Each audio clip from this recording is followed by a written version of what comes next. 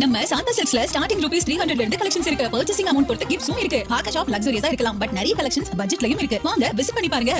உலக நாடுகளின் மத்திய வங்கிகள் தங்கம் வாங்குவதை அதிகரித்து வருகின்றன. இதுவும் தங்கம் விலையில் எதிரொலிக்க உலக வர்த்தகத்தில் அமெரிக்க டாலர் ஆதிக்கத்தின் வீழ்ச்சி தொடங்குகிறதா என்பது குறித்து எமது செய்தியாளர் ஜெயமுருகன் விவரிக்க கேட்கலாம்.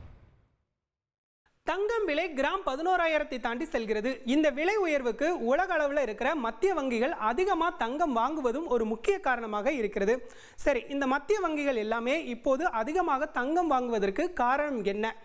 இதில் உலக வர்த்தகத்தில் அமெரிக்க டாலரின் வீழ்ச்சிக்கான வியூகம் இருக்கிறதா என்பது குறித்து விரிவாக பார்க்கலாம். டொனால்ட் ட்ரம்ப் அமெரிக்க அதிபராக பதவியேற்றதில் இருந்தே தங்கம் விலை உயர்ந்துதான் செல்கிறது. அவர் தொடங்கிய வர்த்தக போர் காரணமாக உலகளாவிய பொருளாதாரத்தில் ஒரு நிச்சயமற்ற சூழல் ஏற்பட்டிருக்கிறது. இதன் காரணமாக முதலீட்டாளர்களின் பார்வை தங்கம் பக்கம் திரும்பியது. அவர்கள் தங்கத்தை வாங்கத் தொடங்க அது விலை உயரவும் தொடங்கியது. சரி, இப்போது தங்கம் விலை ஏன் இவ்வளவு வேகமாக அதிகரிக்கிறது என்பதையும் பார்ப்போம். அமெரிக்காவை பொறுத்தவரையில் பொருளாதார வல்லாதிக்க சக்தியாகவும் இருக்கிறது. அந்த நாட்டில் பொருளாதார ரீதியாக எந்த ஒரு முடிவு எடுக்கப்பட்டாலும் அது சர்வதேச பொருளாதாரத்தில் எதிரொலிக்கத்தான் செய்யும். அந்த வகையில் டொனால்ட் ட்ரம்ப் எடுத்த நடவடிக்கைகள் எல்லாமே அந்த நாட்டோட பொருளாதாரம் மீதும் எதிரொலிக்கிறது.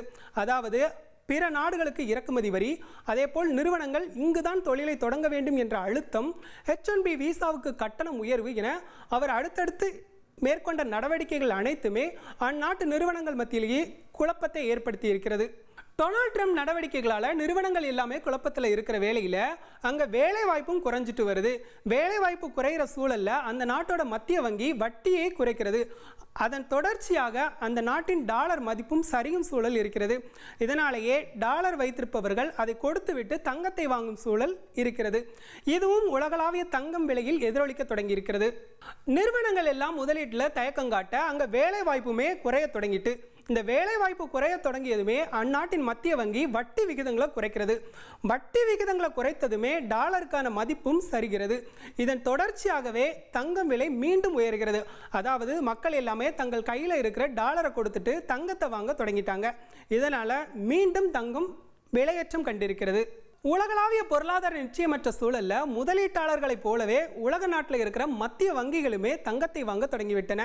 தங்கம் நமக்கு மட்டும் சேமிப்பு அல்ல, மத்திய வங்கிகளுக்குமே அது சேமிப்பாகத்தான் இருக்கிறது. ஒரு நாட்டின் மத்திய வங்கியின் பொருளாதார வலிமை என்று பார்த்தால் அந்த நாட்டின் கையில் இருக்கும் அந்நிய செலாவணி கையிருப்பு என்பது முக்கிய அளவுகோலாக இருக்கிறது. உலக நாட்டில் இருக்கிற மத்திய வங்கிகளோட அந்நிய செலாவணி கையிருப்பு என்று பார்த்தால் அதில் அமெரிக்க டாலர் முக்கிய இடம் பிடிக்கும். ஏன் என்று கேட்டால் அமெரிக்க டாலர் உலக வர்த்தகத்தில் ஏற்றுக்கொள்ளப்பட்ட ஒரு பணமாக இருக்கிறது. இப்போது இந்தியாவிடம் பார்த்தால் அமெரிக்காவின் டாலர் இருக்கிறது. பிரிட்டன், ரஷ்யா, சீனா மற்றும் ஜப்பானின் ரூபாய் நாணயங்கள் எல்லாமே நம்மிடம் இருக்கிறது. மத்திய வங்கிகள் தங்கத்தை வாங்குறதுல இன்னொரு முக்கிய காரணமும் இருக்கிறது. அதாவது அமெரிக்க டாலரின் மதிப்பு சரிந்து கொண்டே வருகிறது. டொனால்ட் ட்ரம்ப் பதவியேற்றதில் இருந்தே அமெரிக்க டாலரின் மதிப்பு என்பது 10% குறைந்திருக்கிறது. ஆனால் தங்கத்தின் விலையோ 60% உயர்ந்திருக்கிறது.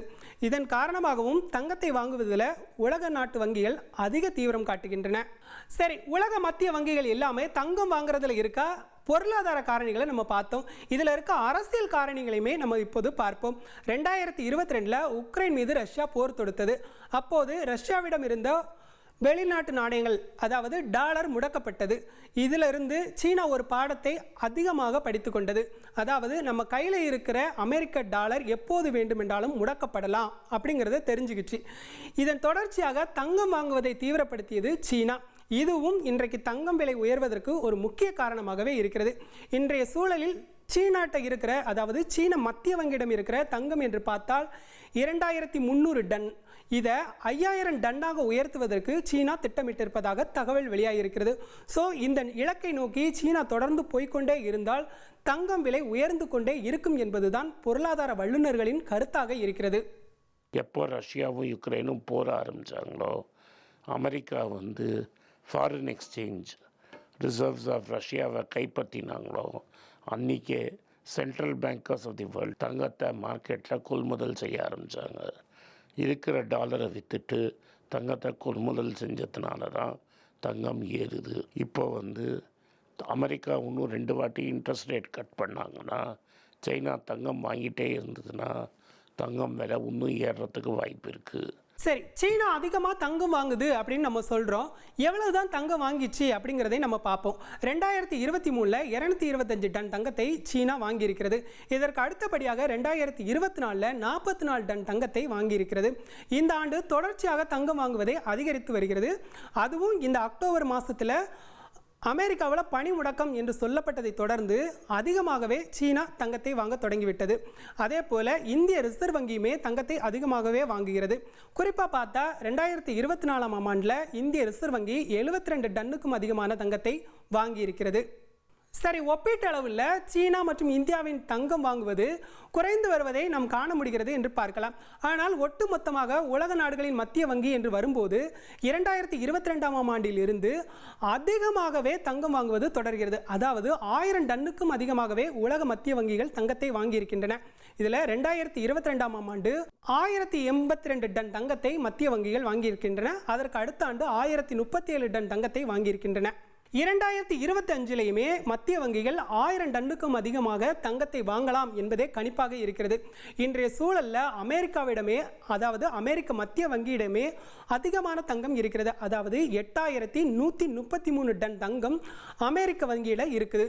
இந்த இலக்கை போட்டியாக நினைச்சு சீனா இப்போது தங்கத்தை வாங்கி சேகரிக்கிறது. அதாவது 5000 டன் தங்கத்தை வாங்க வேண்டும் என்று சீனா இலக்கு நிர்ணயம் செய்திருக்கிறது. சீனாட்ட இப்போ இருக்கிறது என்று பார்த்தால் 2300 டன் தங்கமாகும். சீனா எதுக்கு இவ்வளவு தங்கத்தை வாங்க வேண்டும் அப்படிங்கிற கேள்விக்கு நம்ம இப்போது வருவோம். இன்னைக்கு உலக பொருளாதாரத்தில் அமெரிக்க டாலருடைய ஆதிக்கம் தொடர்ந்து இருந்து கொண்டு தான் வருகிறது. இந்த ஆதிக்கத்தை உடைக்க வேண்டும் என்பதுதான் சீனாவுடைய முக்கியமான திட்டமாக இருக்கிறது. இன்னைக்கு உலக நாடுகள் எல்லாமே அமெரிக்க டாலரை பயன்படுத்தும் போது அந்த நாட்டோட கரன்சி வேல்யூ அதிகரிக்கிறது. இதனால தான் பிரிக்ஸ் நாடுகள் அமெரிக்க டாலருக்கு மாற்றாக உலக வர்த்தகத்திற்கு மற்றொரு கரன்சியை உருவாக்க போகிறோம் என்று சொன்னதும் அமெரிக்க அதிபர் டொனால்ட் ட்ரம்ப் 100% வரியை விதிப்பேன் என்று சொன்னார். ஆனால் அவர் தொடங்கிய வர்த்தக போர் இன்னும் அமெரிக்க டாலரை சார்ந்து நமது வர்த்தகம் இருக்க வேண்டுமா என்ற கேள்வியையே உலக நாடுகள் மத்தியில் எழுப்பியிருக்கிறது. இன்றைய சூழலில் பிரிக்ஸ் நாடுகள் எல்லாமே தங்களுடைய சொந்த நாட்டு ரூபாயில் வர்த்தகத்தை நடத்துவதற்கு அதிமுக்கியத்துவம் கொடுத்து வருகின்றன. மற்ற நாடுகளுமே இதை கடைபிடிக்க தொடங்கிவிட்டன. இப்போது மத்திய வங்கிகள் அனைத்துமே தங்கத்தை வாங்கி சேமிக்கும் போது அந்த நாட்டுடைய நிதி வலிமை பெறுகிறது. இதன் தொடர்ச்சியாக அந்த நாடுகள் தங்களிடம் இருக்கும் சொந்த ரூபாயை, அதாவது இந்தியாவை பொறுத்தவரையில் நமது INRலேயே நமது வர்த்தகத்தை தொடர்ந்து நடத்தலாம். இதனால நமக்கு சேமிப்பு தான். உலக வர்த்தகத்தில் அமெரிக்க டாலரை சார்ந்திருப்பதை தவிர்க்க வேண்டும் என்பது தொடர்ச்சியாக பல நாடுகளால் பேசப்படும் ஒரு விவகாரம். இப்போது மத்திய வங்கிகள் அதிகமாக தங்கத்தை வாங்கி சேமிப்பது என்பது அமெரிக்க டாலரை வர்த்தகத்தில் இருந்து நீக்கும் ஒரு முதல்கட்ட நடவடிக்கை என்ற கணிப்பும் வல்லுநர்கள் மத்தியில் இருக்கிறது. இப்போது மத்திய வங்கிகள் தங்கத்தை வாங்கி சேமிக்கும் போது அந்த நாட்டின் நிதி வலிமை பெறுகிறது. தங்கத்தை வர்த்தகத்திற்கும் பயன்படுத்தலாம். இந்த சூழலில் வர்த்தகத்திற்கு அமெரிக்க டாலரை சார்ந்திருப்பதை தவிர்க்கலாம் என்பதே வல்லுநர்களின் கருத்தாகவும் இருக்கிறது. இப்போது அமெரிக்க டாலரின் மதிப்பு சரிந்து வருகிறது. அமெரிக்காவும் பொருளாதாரத்தில் வல்லாதிக்க சக்தியாக இருந்தாலும் அந்த நாட்டிற்கு கடன் என்பது அதிகமாகவே இருக்கிறது. இப்போது அந்த நாட்டுடைய பொருளாதாரம் என்பது மந்த நிலையை நோக்கி செல்கிறது என்பதே வல்லுநர்களின் கணிப்பாகவும் இருக்கிறது. பொருளாதாரம், அதாவது அமெரிக்க பொருளாதாரம் மந்த நிலைக்கு சென்றால் அந்நாட்டின் டாலர் மதிப்பும் சரியும். அதாவது டொனால்ட் ட்ரம்ப் எடுத்த வர்த்தக போர் இப்போது அமெரிக்க பொருளாதாரத்திலும் எதிரொலிக்க தொடங்கிவிட்டது என்பதே வல்லுநர்களின் கருத்தாக இருக்கிறது. இந்த சூழலில் சீனாவுக்கு மீண்டும் வரி என்று ஒரு மிரட்டலை விடுத்திருக்கிறார் ட்ரம்ப். இது என்ன தாக்கத்தை ஏற்படுத்தும் என்பதை நாம் பொறுத்திருந்துதான் காண வேண்டும். அமெரிக்க பொருளாதாரம் மந்த நிலையை நோக்கி சென்றால் அந்த நாட்டுடைய டாலர் மதிப்பு தொடர்ந்து சரியவே வாய்ப்பு இருக்கிறது என்பதே வல்லுநர்களின் கருத்தாக இருக்கிறது. இப்போது பெரும்பாலான நாடுகள் வர்த்தகத்திற்கு அமெரிக்க டாலரை சார்ந்திருப்பதை தவிர்க்க தொடங்கிவிட்டன. இன்றைய சூழலில் வர்த்தகத்திற்கு எல்லா நாடுகளாலையும் ஏற்றுக்கொள்ளப்பட்ட ஒரு உலோகமாகவே இருக்கிறது தங்கம்.